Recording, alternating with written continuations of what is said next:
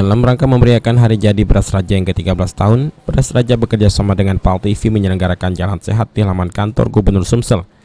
6.000 tiket sebelum hari pelaksanaan terjual habis. Bukan hanya warga Palembang yang memborong tiket jalan sehat ini, ternyata banyak juga yang berasal dari luar kota Palembang seperti Indralaya, bahkan Prambaumuli.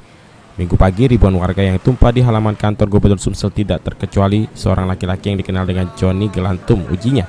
Ternyata ia ikut serta bersama ribuan peserta jalan sehat lainnya. Ia mengikuti jalan sehat Beras Raja dan PAL TV ini ternyata untuk menjaga kesehatan. Jam 5 subuh, Johnny sudah berada di lokasi acara untuk menunjukkan semangatnya mengikuti jalan sehat. Cak mana Kak ikut jalan santai PAL TV ini sama Beras Raja? Alhamdulillah Pak, sehat. Sehat, ya. Tadi datang jam berapa? Jam 5. Jam 5, wah semangat kan Kak? Ya semangat ya. Semangat ya. Kesannya Cak mana? Wah, kesannya senang. Senang ya? Iya.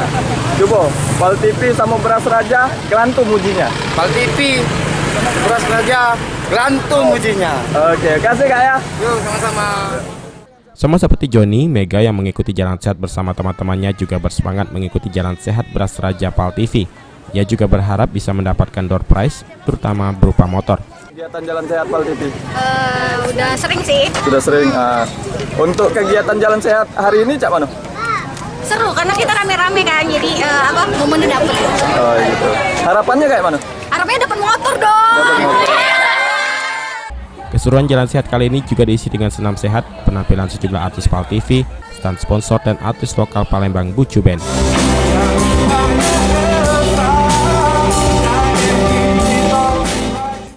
Mardiansa, PAL TV.